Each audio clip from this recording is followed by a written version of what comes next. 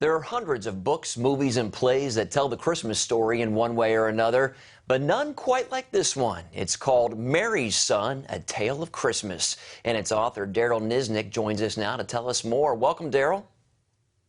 Thank you, Mark. Appreciate it. I'm happy to be here. Yeah. Well, I understand this book started as a story you told to your then 8-year-old daughter and her friends as a way to share with them the true meaning of Christmas. Tell us how it all came about.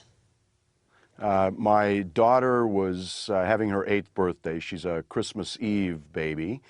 We had a party the week before with a bunch of 7- and 8-year-olds, and by the time we got them home, they were bouncing off the walls, so I decided to tell them this Christmas story. Shockingly, they loved it, and over the years, I developed it for an older audience. My audience right now for the book is the young adult audience and the adult audience. Okay. But it started with the younger ones, yeah. Well, it is a work of fiction, and as we said, it involves time travel back to the first Christmas, right? Where did you get that idea? I've always been interested in fantasy, and there was such a shortage of Christmas books in my experience that talked about Christ and Christmas. It was very important for me to get these young people back there, and that's where it came from. I blended it a little bit with the Dickens concept of, the ghosts of Christmas past. But this one was really, I needed to get these kids back to really understand the first Christmas. What do you think are the most important lessons for young adults and even adults to learn from this book?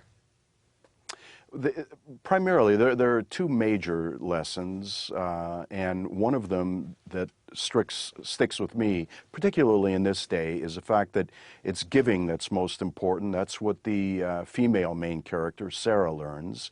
But also the young man in this, Jared, who has to learn that he's never alone. There's always Jesus there for him, and that's what comes out of this story for him.